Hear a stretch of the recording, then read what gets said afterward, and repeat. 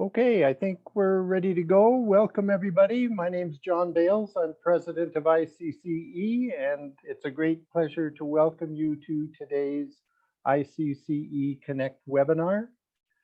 I really just want to thank our speakers for today very much for joining us. Really looking forward to your presentations, especially thanking Cam for organizing this, getting the group together. So thanks very much, Cam, and I'll turn it over to you.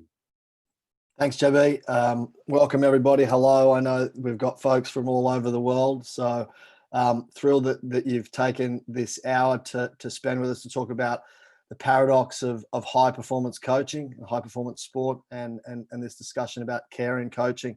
After the first ICC Connect webinar, JB and I were chatting about this topic, and I shortly after that connected with Diane to figure out how we could navigate this one. So Diane's going to chat with us, not from a researcher perspective necessarily, but from a practical perspective. Both of us have done quite a bit of high performance coaching, and then we'll hand it over to Colm and John to chat about their respective research in the field of care and coaching. So again, thanks for everyone for joining us. I'd love to see if you could pop in the chat function where you're calling in from today.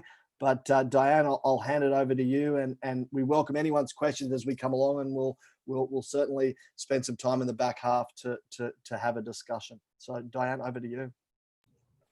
Hi, good morning, everybody. I had a quick look through the participants and lots of familiar names. Thank you very much for joining us. And thanks also on my behalf to Cam for putting this together, and Colm and John for agreeing to join us from the UK and Sweden. So yes, I mean, I'm just really excited that this topic is coming to the fore and that it's gaining momentum. I saw Colm speak last year in Worcester at a coaching conference there about this, and right away I thought, okay, this actually, I have to admit before that I had not read your book, Colm, but I love the way this topic really brings together so many of the important things that we've been talking around in terms of the art of coaching. So I think today is going to be very interesting to get sort of a little theoretical background as well as some great discussion and so on. So, I mean, from my point of view, you know, when I look back to when I was an athlete in a high risk sport, which is alpine skiing, I really have to say that the concept of care and coaching didn't seem to be very prominent.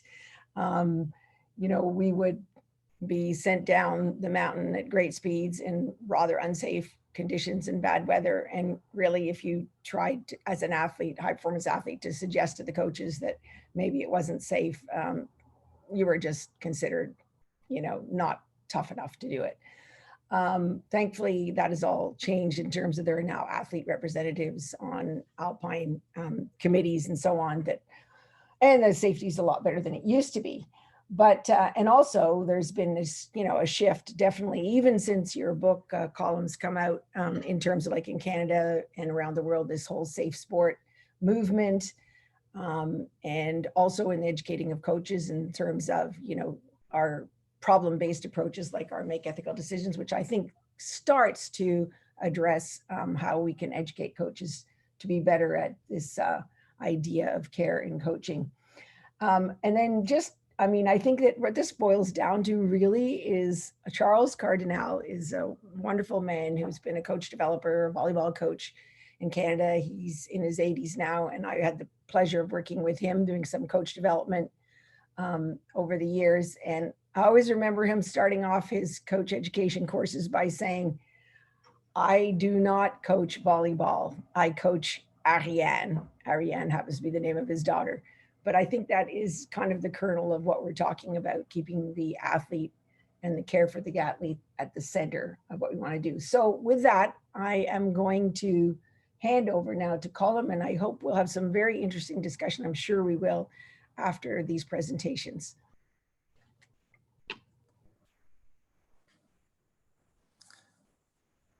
Hello, everybody. Thanks for that, Diane, and thanks for plugging the book twice. Much appreciated. I suppose in terms of care and coaching, one of the things that always comes up is what constitutes care. And when I was researching this, I came across the work of Nell Noddings, who is probably the most prominent care researcher. And Noddings' work really kind of, as you can see from the slide here, it really kind of focuses on relationships. And she argues that, you know, kind of through interdependent relationships, whether that's with a parent or with a coach, with a teacher, that's how we ourselves have developed over time. That's how we help flourish. This struck a chord with me, and it's also struck a chord with many other people. So Noddings' work has been used in education, Noddings' work has been used in healthcare, it's been used in social work, really to establish relationships. And the key point really around Noddings' relationships is that these are morally justified. It's good to be in a caring relationship, it's ethically, but it's also how people learn. We might learn from parents, we might learn from teachers, we might learn from siblings. So that helps us to flourish. And I think that's really important when we look at coaching. These are not only the right thing to do, but they might help athletes learn and develop as well in terms of performance. And I think that's really key. In terms of what constitutes a caring relationship for Noddings, I have the next slide, which kind of breaks it down into 3 key concepts. And the first concept is engrossment. And I think these concepts are really helpful for coaches. I think lots of coaches do these concepts, but by naming them and talking about them, we might bring them out and value them a bit more. So the first one is engrossment. And for Noddings, that means the carer, for example, the coach, should provide sustained attention for the cared for, i.e. the athlete. In practice, this might be observing, noticing, putting ourselves in the athlete's positions. You know, as a coach, we might think about, okay, how do I position myself at the start of a session to notice the athletes as they arrive? Do I notice anything different about their body language or their mood? What might this athlete be feeling this week compared to last week after a performance, whether that's good or bad? You know, have I used my assistant coaches and said, actually, can you watch these 3 and I'll watch these 3 and we'll notice our players and we'll seek to understand where they are at this moment. Or maybe it's organizing, you know, coffee conversations, one-to-one conversations where we sit down and we listen to athletes. And making sure we do that with all our athletes, not just the 2 or 3 that we might be dominated. And this engrossment helps us to really understand where athletes are coming from. And for Noddings, that's the first part of a caring relationship. It's important though that Noddings says that's not enough. So if we know where they're coming from, that puts us in a powerful position as coaches. How do we then use that information? They might have shared with us, as I said, over coffee, or we might have noticed something. Well, do we act on that? And do we act in their interest? And that brings us to Noddings' second concept, which is motivational displacement. So for Noddings, a caring relationship is based on the athlete's needs is understood through engrossment, but it means that we actually serve and we actually focus on those needs and those motives of the cared for. So when I thought about this, and I've seen some research as well, and actually a fellow researcher, Fiki, who I believe is on the call, actually pointed this out to me, that actually in a lot of times, the motives of the athlete and the motives of the coach might align. Athletes want to get better and win, coaches want to get better and win. So serving the athlete's needs in a lot of cases is actually helping us as coaches as well. But occasionally the athletes might have needs that don't necessarily directly align. They might need support with family, they might need support with recovery, they might need support with education or preparation for retirement or transition to another club or another team. So we also need to make sure that we see those needs and we actually serve those needs as well. So not just the needs that align with our own, but the needs of the athletes. Otherwise, we're not focused on the athlete needs. Finally, third part of what constitutes a relationship for Noddings is relationships should be reciprocal. I think this is really important and often overlooked when we talk about care. For Noddings, care is a two-way relationship. So the cared for also needs to contribute.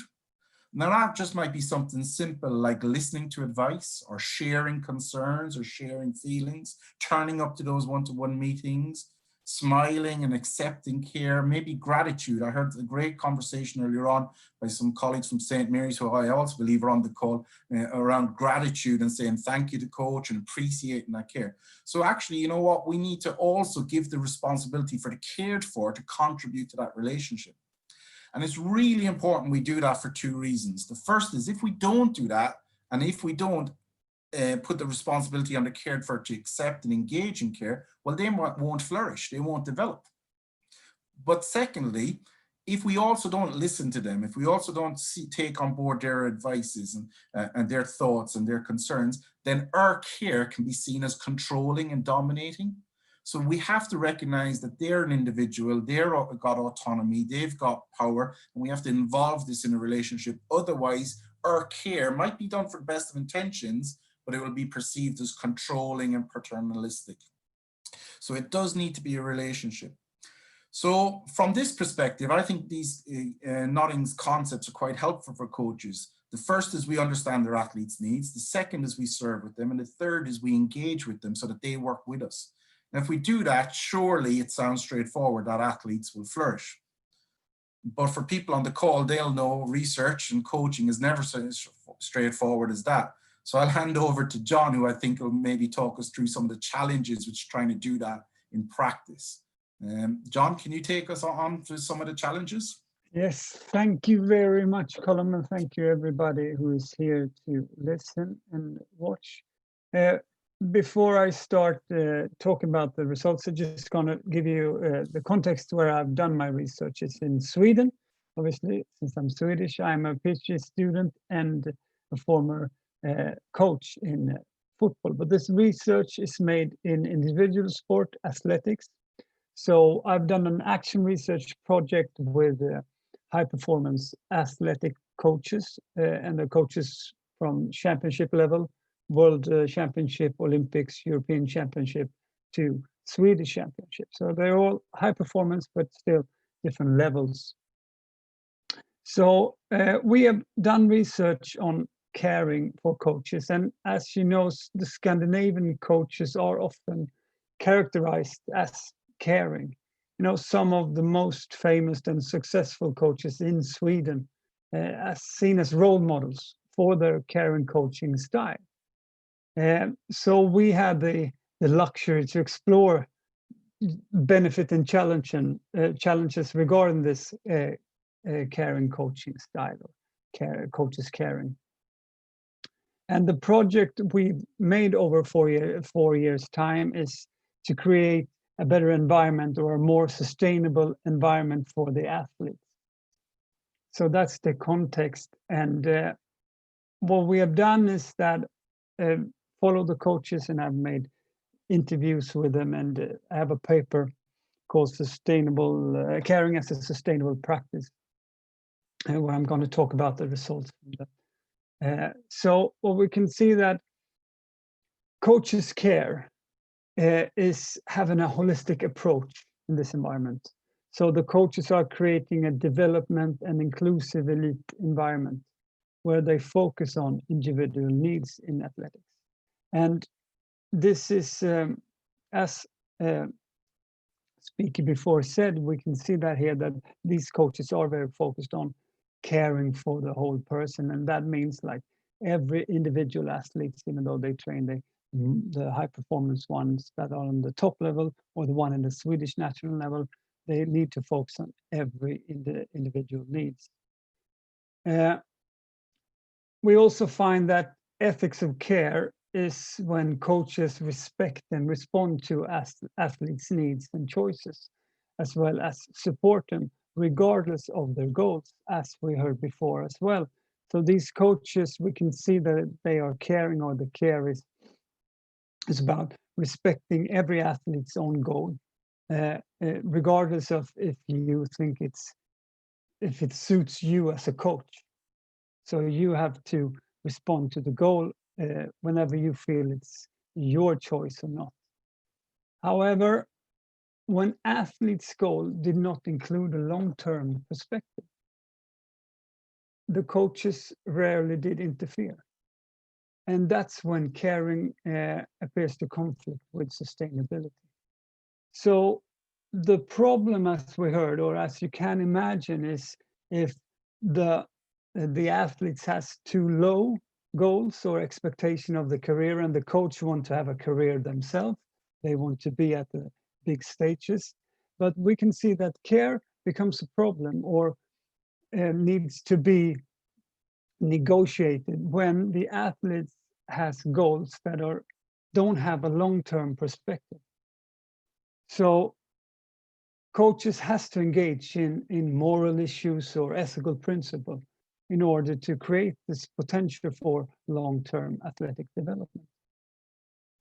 So because these coaches care, but when athletes has a goal that they only see short-term, they are willing to risk long-term health, long-term results even, and they are not willing to train long-term because they will risk everything for next competition. Then we have a problem.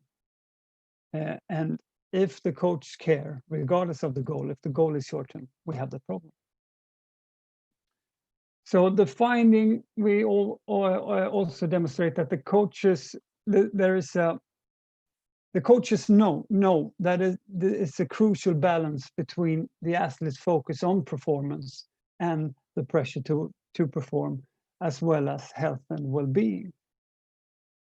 So we know, the coaches know, and as I'm going to talk about later, the athletes know too, that in order to perform, you have to focus on your performance, and you have to be aware of the pressure, and you also have to be aware and focus on your health and well-being. However, we see that all these coaches don't have clear strategies to support athletes in regards of health and well-being. So coaches are often very, very focused on tactical or technical issues, but we need to educate coaches more in what holistic approaches and how do we work with athletes in long term. We also see that coaches abandon this responsibility of healthy career choices because they listen to athletes' desire for short-term results. And that is and will cause injuries, illness, and other types of harm, which we know is a part of elite sport. So in order to make it more sustainable, we have to have this ethical perspective and responsibility not to care in the perspective of follow the athlete's goals or listen to the athletes if the goals don't, and if the goals is not sustainable enough for the long-term career. And so when coaches practice care, they don't take responsibility for athlete unhealthy and risky choice. The caring may reduce athletes' sustainability. So when we made this study, we thought this was really interesting, so we wanted to talk to the athletes. And we had a chance in this project to actually talk with the athletes that these coaches work with. So we did focus groups interviews with the athletes to talk about if there are any differences or with the coaches' perspective. So we see that talking to the athletes in a second study that the holistic approach, the caring approach that these coaches have is vital for the athletes. That they believe that a balanced life would help them reach their goals. So they express that holistic views increase their athletic development and performance, and that includes a need for learning, taking responsibility over their own sport development, and they also express the need for coaches' support and trust. So these athletes are very aware that coaches' caring is important. So they respond to the care. They are also aware of the negative consequences of long-term training at a high level of sport. So they know there are consequences in elite sport that can have a negative effect. And they also are aware that coaches' caring is important for their own development. However, they expressed that they have a very short term or short perspective of they focus on short-term results, and they sometimes neglect the long-term development. So even though coaches care and the athletes are aware of this perspective that it can have negative consequences, they are still, most of them are still very focused on the short-term results. And they express that they prioritize results and short-term results over their long-term well-being and health. So they have a mindset that wherever it takes to win, you know, if you're a coach or if you've been in a high performance environment, you know this, and this is also important, obviously, for the athletes to have this kind of tunnel seeing that you do whatever it takes to win. But if we can't demand that the athletes take responsibility, who's going to take responsibility then? So there is an issue of who's going to take responsibility for the long-term effects of this. We can also see in this environment, which is similar to many elite environments, is that the final structure is often the case, is the problem that makes the athletes focus on short term. So here we can see that the financial structure make them focus on short term because they only get paid, the athletes only get paid if they perform on each individual competition. So they have to perform and they have to develop quick in order to get the finance to actually have a long-term plan of development. So this makes the athletes focus on the short-term results in order to be able to train and be able to do whatever it takes to win. So this might be the case in individual sport, but there are certainly other sports as well all over the world, except for maybe the top leagues in the top sports where financial structure is not an issue at all. So we can see here that there is a need for education and development for not only coaches and athletes, but all the stakeholders in elite sports like federation, clubs, coaches, to implement sustainable structures for this long-term growth. So to conclude this, I will say that coaches' care is important and it's vital to help athletes develop and to help elite sport as a whole develop.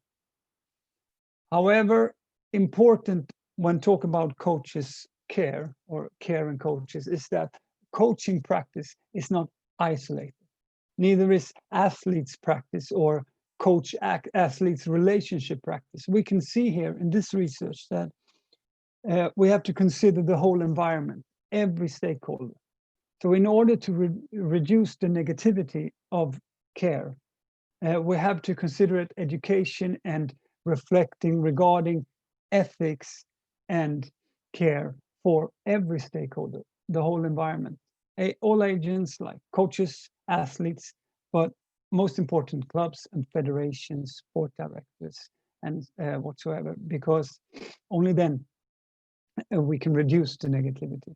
So this is aspects of responsibility and ethics that is really important, and that is why I'm gonna hand over to you again to talk about ethics in sports and who is going to take responsibility. Thank you very much. I'll follow up on that, John, because you raise a really good point about how Notting's work looks at relationships, but relationships happen within a wider context. So relationships for youth coaching might be different to relationships for high performance coaching because there's a wider context there. I think you also make a really good point about the burden of care falling on the coaching. And what Nottings argues is that care is a form of labor. It takes emotional effort to come out and listen, to give time, to respect, to empathize. It takes effort, it takes emotional labor. But it's often a form of labor which is undervalued and taken for granted. A lot of coaches will be doing this work, but maybe not being rewarded for it, maybe not being paid for it. Maybe they're having conversations with athletes, or text conversations, or coffee shop conversations, and it's a form of taken for granted labor that kind of happens behind the scenes. And if we're going to make it sustainable, then all that labor can't just fall on the coach, the carer. We need to look at sharing that labor around. And that's where I think your point about broadening it out to say, actually, we don't just want a caring relationship, because if the rest of the climate is encouraging the athlete to overtrain, then that's not really, you know, how it's a really difficult task for that coach to care and address that issue. Can we broaden it out? And as you were speaking, I couldn't help but think about, you know, can we use assistant coaches? Can we use sports science staff? Sports science staff probably do a lot of care. I'm thinking here of rehab. I'm thinking here of training load. I'm thinking here of sports psychologies. But do we actually use that term care, and do we connect them? Can we use powerful stakeholders in clubs? For example, let's say in a football context, in a high performance, does a chairperson want to care for the players? Because often a manager or coach will be on a very short-term contract, not last. So if we really want a caring club and a caring climate, we need the people right at the top modeling that and rewarding that. So it's not just about those short-term results. And NGBs are going to have to look at this. And I know in the UK, people are looking at what we reward. Do we just reward medals, or do we reward coaches that are caring as well?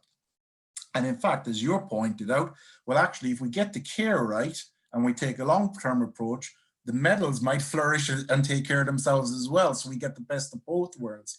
But I do think you make a really good point about sharing that care burden. And if we don't, and we put this responsibility on coaches, then we're possibly looking at coach burnout. And I think we see this in other areas. So health, for example, you know, paramedics who will often go from care job to care job to care job. They turn up in a difficult scenario, they empathize, they listen, and then they step in and support somebody and help somebody.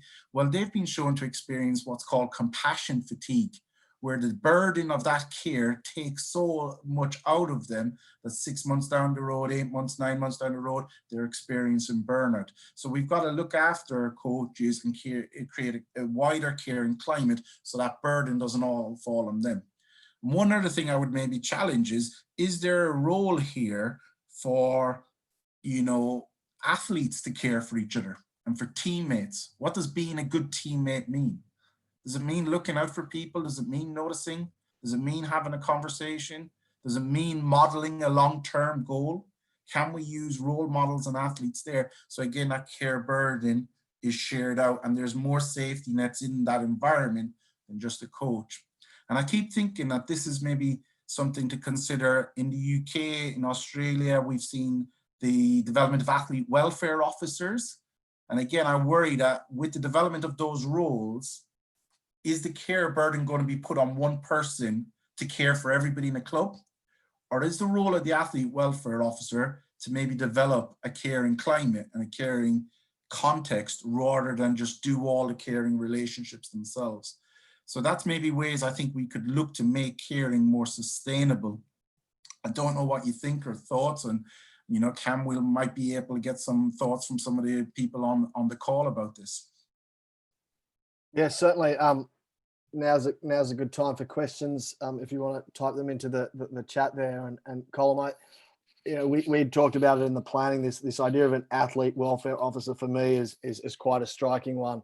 And what do you see, you know, in terms of the implications there of those that have either tried it or thinking about it? What are some of the what's potentially the downside of having sort of this policing of care and coaching? What do you see the implications there? So I think there's 2 or 3 potential problems there. Deb Agnew in Australia is a researcher, and she's looked at some of this over there, and she's talked about who we recruit to that role. Do we recruit the ex-superstar player that we want to keep in the club, but who may have come through quite a traditional authoritarian climate? That person survived that climate and did quite well out of it, so therefore may replicate that climate.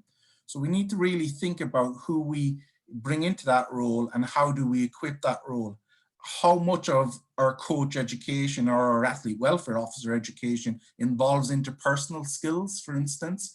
Is that in our formal coach education? That's an area for us to consider. And then finally, as I said, with that athlete welfare role, there's also potential that care gets kind of conceived as being just nice, and it's always athletes' needs, and it's about going easy on athletes.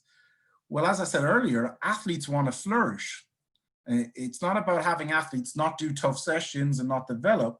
It's about, you know, providing a web of care around that. So at the end of that session, they feel I've done something there, but I was supported and it will help me flourish. And they bought into that. And a good example I use on this, Cam, is having an athlete welfare officer educate people about care. But a good example I use is when I go to the dentist. I mean, those guys are brutal with my teeth. You know, they put metal sticks in my mouth, they drill, you know, it's painful.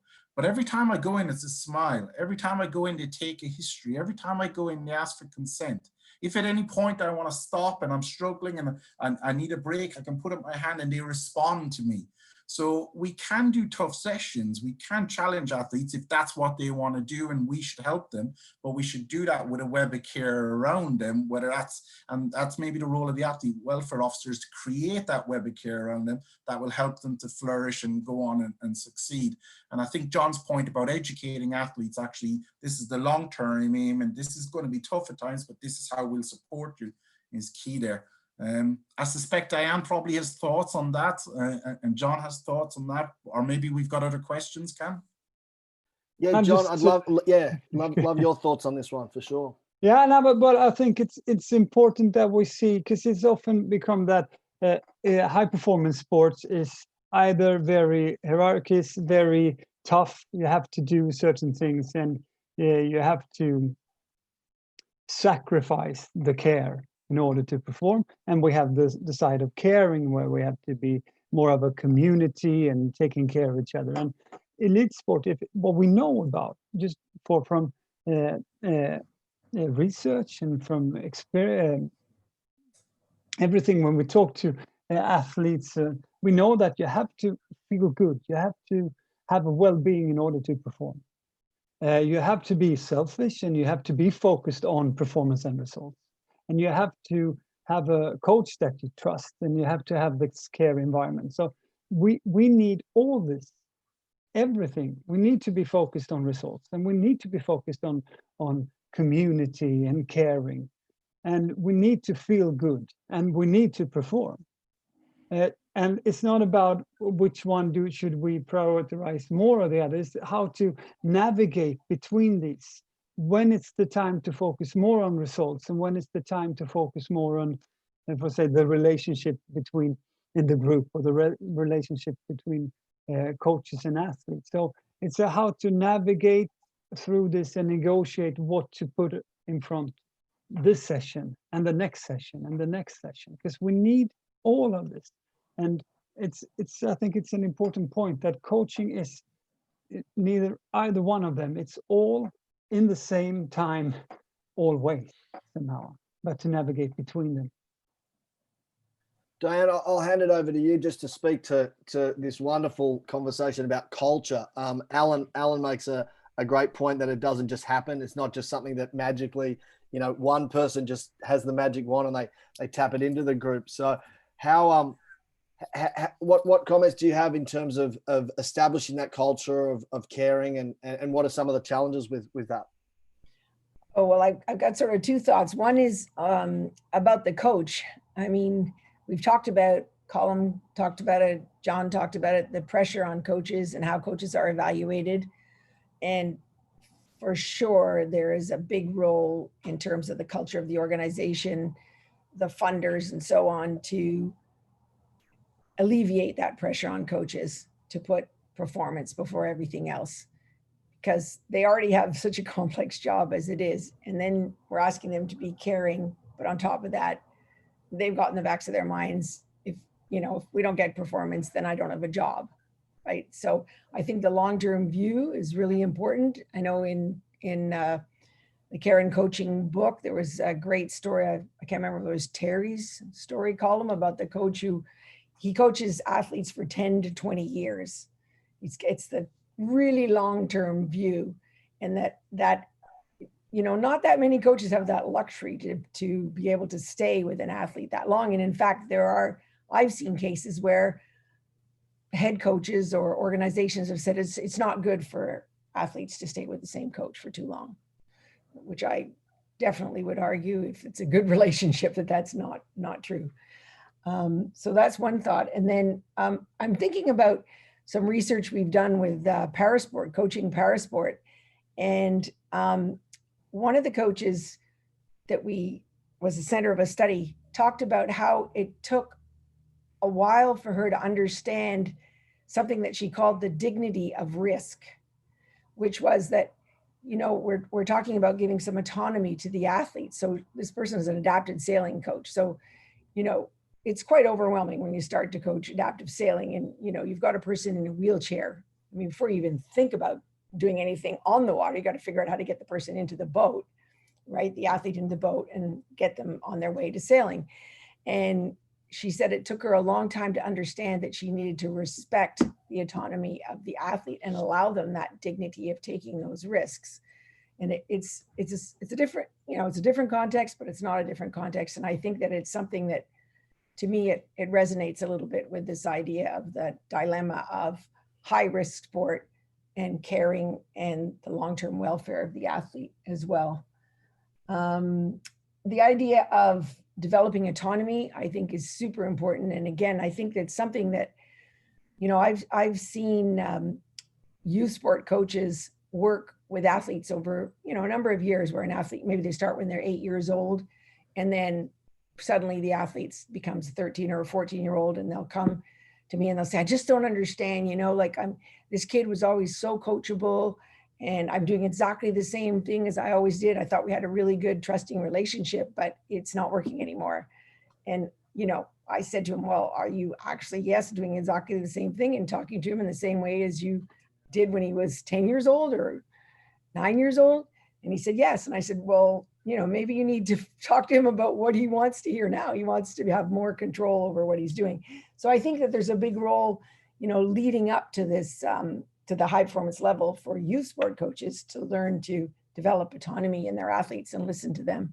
So those are some of the thoughts I had. I don't know whether other people have any ideas about that. I'm nodding furiously, Cam. Because I think the autonomy point is really good. And we've argued that autonomy and care work together. So if I give autonomy to an athlete, but I do it without care, that athlete's liable to be injured, liable to overtrain, liable to take risks.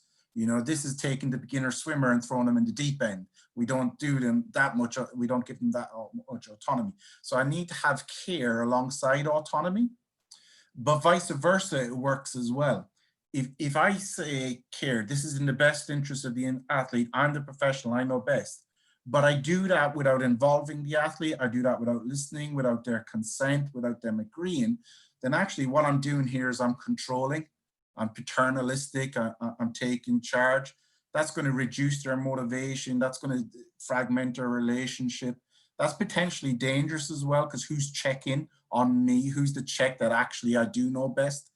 So autonomy without care doesn't work, and care without autonomy doesn't work. They're two sides of a coin. It's a symbiotic relationship.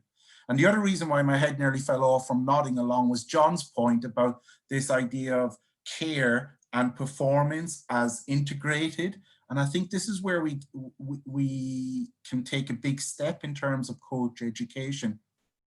Sometimes care in coach education, it's often done as like a safeguarding workshop, which might be done separately or done online, maybe done after a course, maybe have a different tutor. So it's seen as an additional extra of the coach, when actually I think it's the other way around. I think by observing our athletes and understanding and getting to know them and listen, we can plan better sessions. And by involving them in that relationship, which is reciprocal, and seeing what's your motive, what are you feeling, how can we do this together, they will commit to our sessions.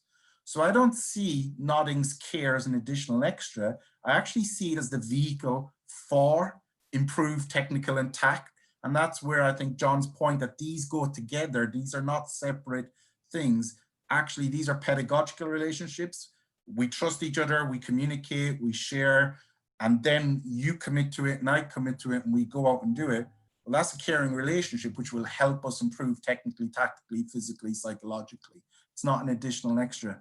I don't know, have I confused people on that, but I think, it was an interesting point, John. Yeah, I just want to thank you, and I agree. I just want to go back to the autonomy of athletes, which I think it's important. The context, obviously, the context is the first thing to look at. But if we talk about autonomy in for elite athletes or high performance athletes, we cannot only expect them to, if we as coaches, we say that coaches need education in order to handle this relationship and to be good coaches. And we want to give more autonomy to athletes. I think we need to consider to also look at how do we educate athletes, and not as a coach educating an athletes, but if we want to give autonomy to the athletes, we also need to educate them.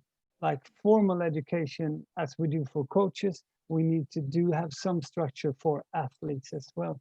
And I think that can make a huge impact on athletes' performance and also coach-athletes relationship. Imagine we have you as a coach, high performance coach, do some formal education and together with your athlete about holistic perspective, coaches care or sustainability or in those type of areas. That can really grow a relationship and can really has an effect or impact on performance in the long term. So that's an idea. What about that scenario of the power play that goes on within not only team sport environments but also individual sports, where you've got a senior player, senior athlete that can see the younger develop. You've given them the education. You feel like the climate's moving in the right direction, but there's that risk that older athlete, that older player is going to be superseded by that young emerging player. How do you guys see that as that power play dynamic within the athlete culture? Diane, I'll hand over to you. I don't know if it's connected to the question, but I'll start off with you. Yeah, it is in some what I was just following up on what John was saying. When we studied coach-athlete communication, one of the recommendations that we had was that athletes actually need assertiveness training. Because of that sort of inevitable power difference between the coach and the athlete, it can be very difficult for athletes to actually be assertive. Jennifer Moon has done some great work on academic assertiveness. And I've used that a lot in my coach education courses. Of course, I'm talking to coaches there, but it gives them a perspective on how they might help their athletes also be able to voice their concern. To really, they need to be, that's one of the kinds of training I think, John, that we could have that would really be a benefit to developing autonomy in athletes is good communication, and eventually having athletes and coaches together in the same workshop and doing some role playing around communicating effectively and really speaking using your own voice.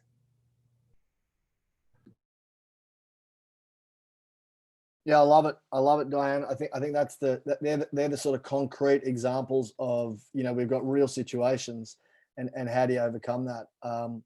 I think there's some great questions and comments here in the chat. And Colin, I'll hand it back over to you. Just what's the one thing for folks that are trying to develop a caring culture or a caring philosophy?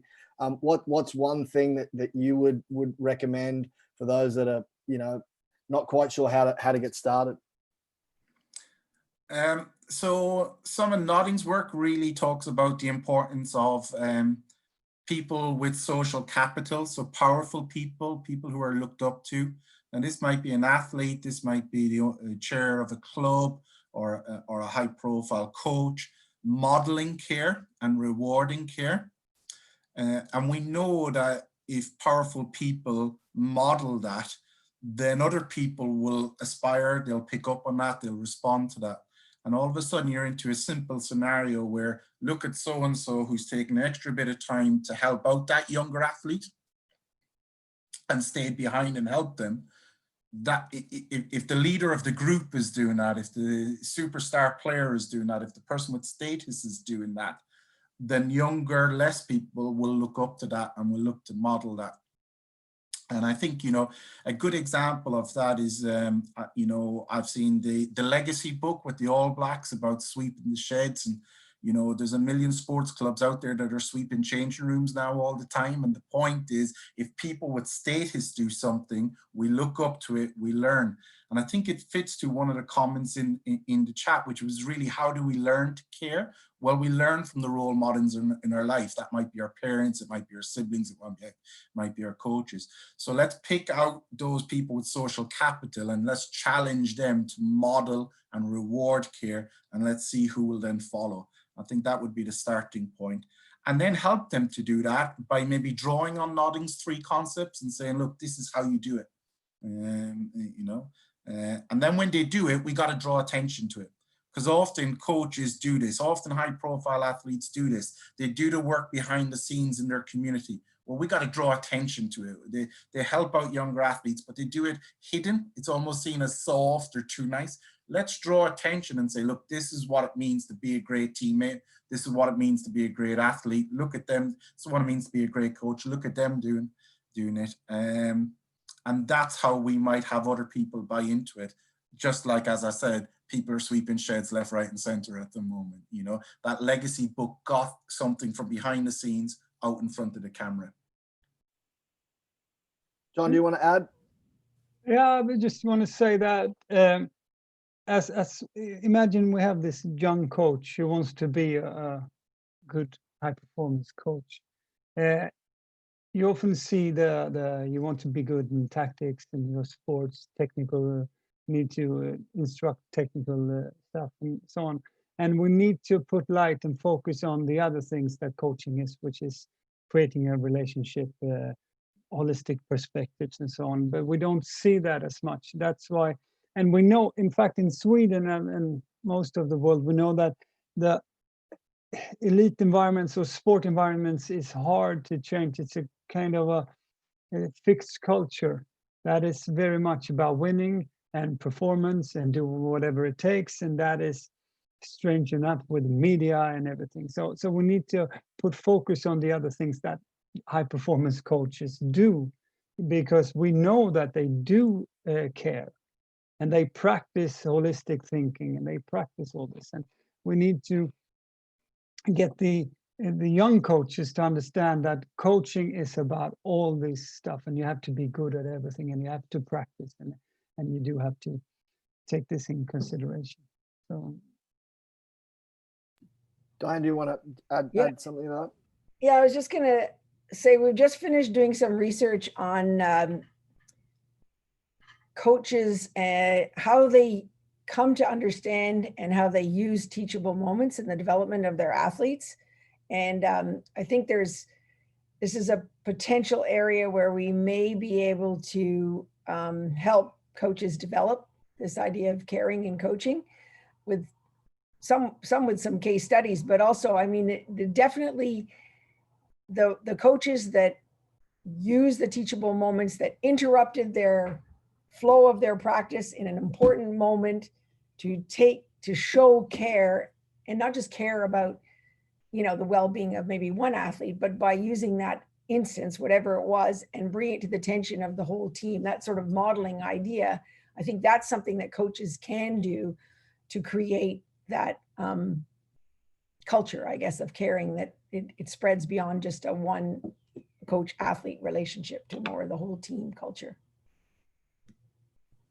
Colm, I know you're going there again with your nodding, and I feel this. There's a part of me that says, "What about tough love? Are we saying goodbye to tough love? Is it all just hugs and kisses? And hey, are we super positive? What happens when those teachable moments get to a coach and it's like, I'm losing my mind here?" Yeah, I think the tough love is an interesting one.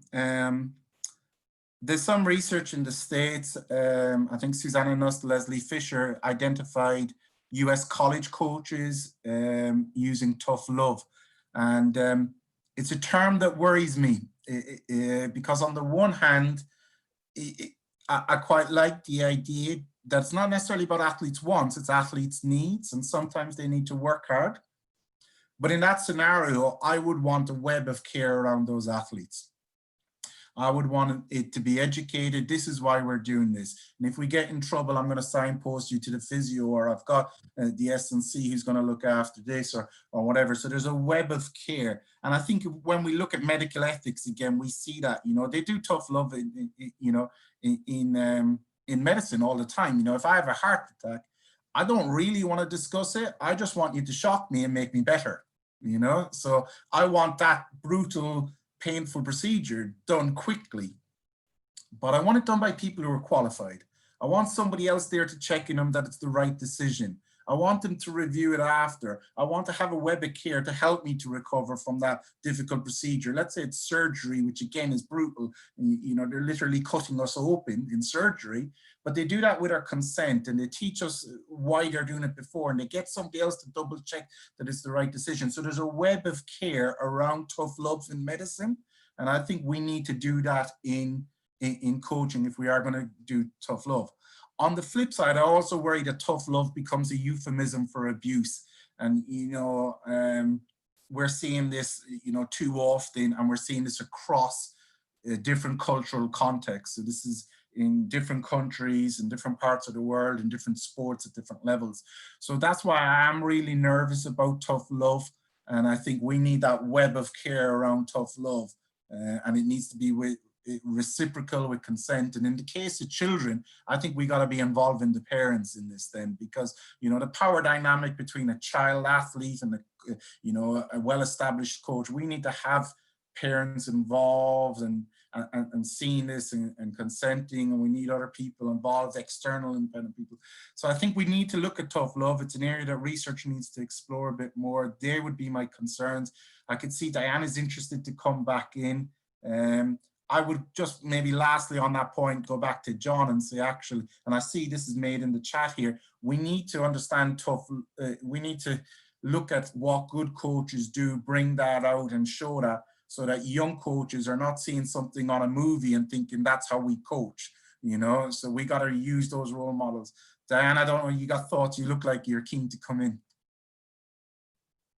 Yeah, I'm just thinking of all kinds of situations, you know, and I was just thinking of The Blind Side. You see the movie Blind Side, you know, where the football playing, that's just such a great scene where the woman walks out and talks to the huge football player.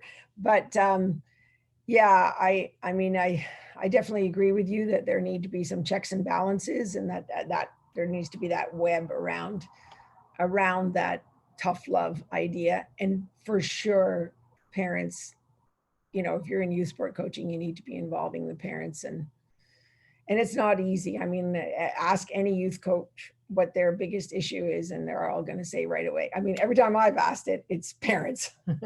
It's another area that needs educating, and another group of people that also need educating, I would say, around this.